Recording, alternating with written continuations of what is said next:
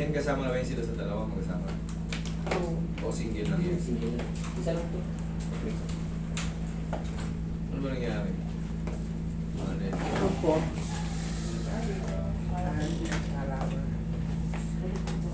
Dito ba? Dito kayo tayo. Pwede po bang pumasok? Pasok po kayo para maintindihan niyo po yung... Yan po. Dito po tayo. Po kayo dito. Ano ba nangyari? Naman stroke.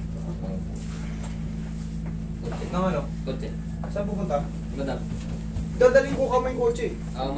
Maliligo lang. 17 po. Ay, 17. Pero nung naging ganyan po siya ngayon, taon lang ano, yung nahirapan na po siyang Yung hindi na siya makalakad ng isa. Opo. Ngayon, nakabag ba si tatay? May bag siya sa ano? Hindi po diaper lang. Ah, okay. Kailan po siya lumala yung ano? Okay. Ilang buwan? March nga po nag-umpisa. March. Itong March lang. Itong taon na po ito. Opo. April, May, June, July, Pero, August. 5 buwan. opo. Pero nung kwan po, Paano nung na-stroke po siya talaga, at stroke nga sabi, 2000. 17. Opo. Hirap na rin siyang magano. Opo, ito po talaga, medyo paralyzed na po yung, po yan. Tapos, Ito itong kamay niya sa kanan pa niya. Ganito kasi yan, mami. Ang stroke po pala is pag lumampas ka na ng 6 months sa therapy, yung kung ano yung na-recover nyo, yun na po Na-therapy yun. siya? Opo, kung ano yung na-recover ng therapist, yun na po yun. Kasi kung sana mga ano yan eh, kunyari, na-stroke ka, mga unang linggo, talagang lupay-pay siya, talagang ganyan sa mahinang-mahina. Pero in a few months, 1 buwan, 2 buwan, unti-unti na siya makakapagsalita. Sa tulong ng mga therapy kasi hindi siya makakala. Dun papasok yung mga stretching ng therapy. Pero never siyang nag-ganon. Anong ginawa niya? Hindi naman siya naisugod ng ospital. Pero, Sa bahay lang. Sa bahay lang siya. Umaga, hindi lang po siya hindi na nahirapan siya sa pagsalita. Pero yung salita niya, ganito lang din diretso. Ganyan lang. Hindi naman yung nagkonto ng ibang nai-stroke na Nangiwi. Malala talaga. Oo, ano lang. Ngayon ma'am, yun nga po, kung ano po yung ma-recover niya sa loob ng 6 na buwan, yun na po yun. Magiging permanente na po yun. Kaya kahit sinong therapy ang, kahit anong gawin yung therapy, kahit 6 na taon po siyang i-therapy, hindi siya makaka-recover. Kumbaga, ano na po yun eh, na parang yung sa brain nerves po natin, nagkakaroon po ng Oo. sira. Yung control po nung talagang may iwan. Pag may nasira sa mga brain nerves niya, ayun nga, yung iba, talagang gumaganon yung ano. Oo. Tapos, kahit anong gawin niyang ihakbang niya man ng ano, talagang pusang gaganon yun. No? Hindi niya maiganon talaga. Gustuin niya mang gumanon. Kaso, kulang yung ano, kulang sa dito sa pagkanan, kaliwa ang tama. Ganun daw yung cross. Ngayon, ano pong masakit kay tatay? Ito lang, mali. Alin ba? Ito. Ito, at saka ito. Ayan, yan po, ito daw. Yung diretso na ito. Ba't na baga? May baga siya. Sabi niya, Kinagat baka may ng kumaga. mga ko eh. Kinagat ng lamok? Ngayon lang ba yan? Ngayon lang ba yan? Kahapon. Kahapon lang daw. Kahapon lang daw Ay, siya pang nakita na ganyan. Pero tayo, ano yung eksaktong nararamdaman nyo? Tingnan ko nga ganun din yung mamaya. Close open. Okay. Matigas lang ng konti. Tapos, ano yung masakit tayo? Iyan lang po. Yan. Itong tuhod. Opo, at saka yung pa. Sabihin mo yung Okay. Sa balakang, okay naman. Opo. Okay, sige. Sige tayo, higa kayo tayo.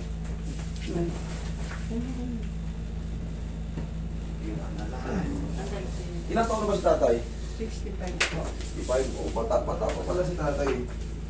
Talagang malakas talagang maka-stress pagka ikaw ay na kumbaga nagkaroon ka ng sakit. Talagang mabilis. Meron pupunta rito 70. Parang binatilyo pa. Oo. Matitikas pa po. Talagang ano pa. Hindi pa siya ulubot. Pero 70 years old na siya. Sabi ko, sir, anong sikreto nyo? Dahan-dahan ng pagligo. Hindi araw-araw ang pagligo. Yun ang sinabi niya. Totoo. Sa kanya mismo galing yun. Yan po, kahit ganyan siya, tayo naliligo araw-araw. Yun, eto hindi yung biro. Kasi yung mga, siyempre sa dami ng lumalapit sa akin, inuobserbahan ko yung pangangatawan, edad. May mga pupunta rito, 86 eh. 86 ang pinakamatanda. Pero, yung iba talaga, malalakas pa talaga. Si tatay, 65. Pero kita mo yung kalagayan niya tatay, parang medyo umidad pa siya. Parang nadagdagan pa yung edad niya. Kasi may mga pupunta rito na ano eh. Tsaka yung mukha ni tatay medyo kumulubot. Yung iba talagang ano pa. Pero magkaganon pa man tayo, sabi nga, huwag daw kayong araw-araw maligo. Punas-punas. Ay, kahit balaktaw-laktaw. Kasi kunyari, masama pakiramdam nyo. Para sa akin, take ko lang to correct me if I'm wrong. Basta opinion ko lang to. Parang may tama yung kasabihan niya eh, yung sinabi niya eh. Kasi pagka wala naman tayong gagawin, nasa bahay lang tayo, kahit di naman muna siguro tayo maligo eh. Hindi wala naman tayo sa atin eh. Diba? Kung maligam-gam sir. Pero maligamgam po ang ginagamit nito. Hindi na Basta yung ako, nirely ko lang yung sinabi ng ano. Ngayon wala akong ano eh. Hindi ko pa kabisado yung baka yung cold, hot and cold na sa pagligo eh. Pero pag nakarati ko kayo, huwag kayo maligo. Doon kabisado ko na yun kasi bago ko sinasalang dyan, bago ko tinuruan sa ganyan, tinitesting muna sa katawan namin yan. Kumbaga, kami muna hihiga dyan. Eh ako, siyempre, sa abroad kasi, hindi pwedeng hindi maligo, mainit doon sa Saudi. Mainit doon, kaya pag uwi mo ng bahay, ligo ka talaga, mainit. Amoy ano ka ron. Hindi ka totaling papawisan, pero parang init ng pakiramdam mo, gusto mong maligo. Eh, naggaling nga ako sa school niyan. Nagbasa ako, sumakit lalo yung dito ko. Yung mga masel-masel ko na mga pinisat mo. Sabi ko, talagang hindi pwede. Nag-aaral pa lang ako noon. Talagang hindi pwedeng masasin. Kasi minsan, iba-iba yung kamay ng tao. Yung bigat ba? Iba-iba yung control. Kaya ako ngayon, ini-educate ko yung mga tao na medium type lang. Yung mga ibang sumusunod sa akin therapist, nag-chat naman sila sa akin. Minsan nagpapatulong, Master, okay lang ba yung ganito? Gine-general ko na. Sinasabi ko na dyan. Para matutunan natin lahat na hindi masaktan yung mga pasyente. Medium type lang pag magmamassage kayo. Ito tayong masakit yung tuhod nyo, kaya nahihirapan kayo lumakad. Yung ganyan po. Ito, masakit tayo. Bukod dito sa singit, okay naman. Opo. Ito lang talaga yung pag ganito. Opo. Yung pa. Yan ang Okay. sinasabi niya. Yung binti niyo tayo, hindi. Pati binti. Hindi. Ihita. Ito parang may ano, kung mapapansin mo parang may pasang gumaling. Tama ba? Ito parang may pasang gumaling. Ito wala kasi. Oh, ayan oh. Yung parang may gumaling na pasa. Yung bilog na yan. Di ba may nangingitim? Tama ba? O Opo. peklat? Parang hindi naman peklat eh. Pag titignan mo ng ganyan, Para siyang mag-blue na. Oo, parang may ano. Diyan ba yung sumasakit na tayo no pag ganyan? Okay, sige tayo. Pero tayo, pasensya na kayo ha, yung sa stroke kasi, yun nga, pagka kung ano na lang ma-recover nyo sa loob ng 6 na buwan, 2017 pa si tatay. Kumbaga, mamimermanente na yun kung matigas yung mga ganun nyo. Ayan na yun. Yayakapin na natin yun. Kung yung paa nyo, kumaganon, maaaring magkaroon lang ng bawas na. Pero tumitigas pa rin. Mabawasan lang yun, pero yun nga. Brain nerves kasi yan. Sa utak tayo nagda-damage. Relax na tayo. Pero paano ba tayo nai-stroke? Balikan lang natin. Paano ba tayo nai-stroke? Pag nagkaroon tayo ng high blood pressure, hindi kayang i-accommodate ng brain nerves natin, yung mga artery natin. Paano ka naman ma-high blood? Siyempre sa kinakain natin. Over-alat, over-tataba. Lalo kung mayroon kayong pamilya na diabetic lahi nyo, kumbaga genetics nyo. Sa lahi nyo may mga diabetes. Yan. Possible kayong magkaroon ng hypertension o high blood. Siyempre, pag na-high blood ka, nasabayan ng galit o pagod, yan na. Hindi na kaya. Hindi nagkakaroon ng blood clogging. Pagbabara sa ugat. Eh, maninipis yung mga artery, hindi kayang hindi niya kayang yung clogging. Siyempre, yung bara, nagpupumilit, nagpupumiglas. Puputok siya. Yung iba naman, mamamagalang, yung tinatawag na blood clot. Ay, blood clot. Kumbaga, umano siya eh. Kumbaga namagalang. Yung iba explode talaga. Yun na yung minsan. Hindi maintindihan. Hindi makabawi na ano. Pananalita.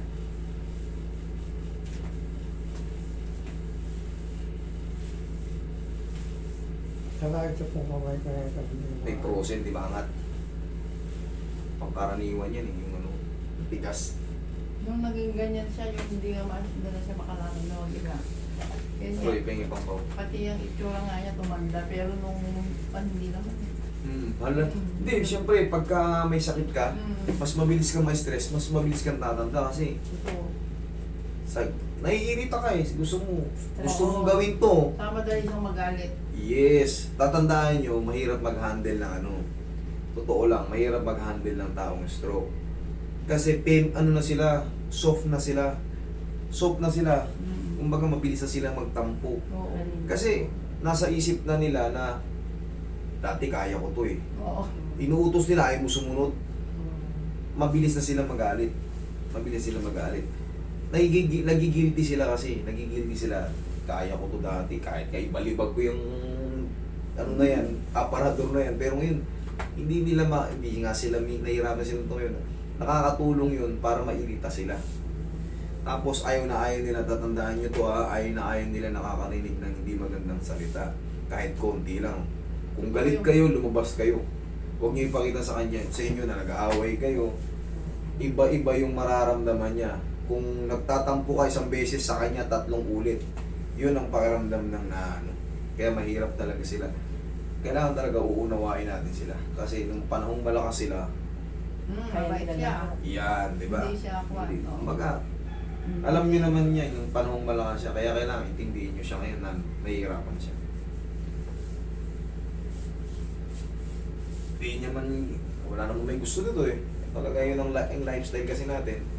Siyempre, kain tayo ng kain na maalat, maraming kanin, palaging prito.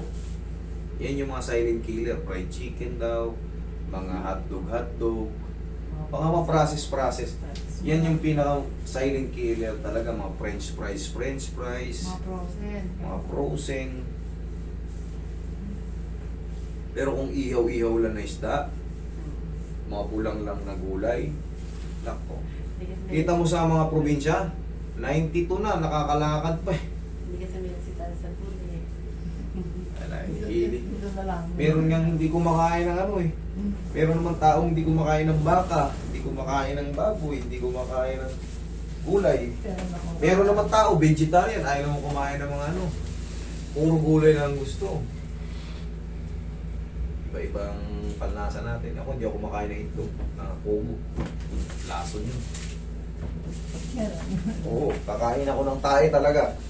Huwag lang itlog pugo kung wala na talagang kakainin. Ganon din, mamamatay rin ako eh. Nalalason ako ron.